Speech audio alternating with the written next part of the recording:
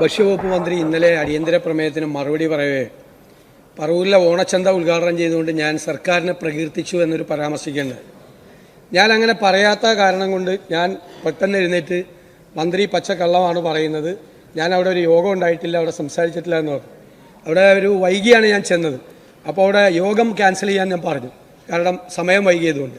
എങ്കിലും ഞാൻ പോരാൻ നേരത്ത് അവരെന്നോട് എന്തെങ്കിലും ഒന്ന് പറയണമെന്ന് പറഞ്ഞു. യോഗമില്ലാതെ ഞാൻ 1 മിനിറ്റ് സംസാരിച്ചത് ശരിയാണ്, അത് എൻ്റെ ഓർമ്മപ്പിച്ചാണ്. ഞാൻ സംസാരിച്ചു, പക്ഷെ സംസാരിച്ച ഒരിടത്തും ഞാൻ സർക്കാരിനെ പ്രകീർത്തിച്ച് പറഞ്ഞിട്ടില്ല.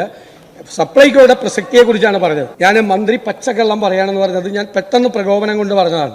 കാരണം ഞാൻ പറയാത്തൊരു കാര്യം മന്ത്രി പറഞ്ഞു. അപ്പോൾ തന്നെ ഞാൻ ഇരുന്നപ്പോൾ തന്നെ സഭയിലെ മുതിർന്ന അംഗമായ ശ്രീ മാത്യു ടി തോമസ് എൻ്റെ അടുത്ത് വന്ന് ആ വാക്ക് അൺപാർലമെന്ററിയാണ്, അത് വാസ്തവ വിരുദ്ധം എന്നേ പറയാൻ പാടുള്ളൂ, തെറ്റാണെന്ന് പറഞ്ഞു. ഞാൻ അദ്ദേഹത്തിന്റെ വാക്ക് അപ്പോൾ തന്നെ വിലക്കെടുത്ത് ഞാൻ സ്പീക്കർക്ക് ഇന്ന് ഞാൻ എഴുതി തന്നിട്ടുണ്ട്.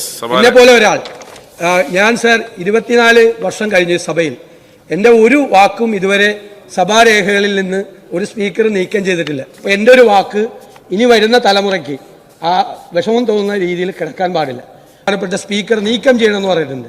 ഈ കാര്യത്തിൽ ബഹുമാനപ്പെട്ട മന്ത്രിയോടും സഭയോടും ഞാൻ ക്ഷമ ചോദിക്കുകയാണ്. ഞാൻ അങ്ങനെ പറയാൻ പാടില്ല, എൻ്റെ ഭാഗത്തുനിന്ന് തെറ്റാണ് ഉണ്ടായത്.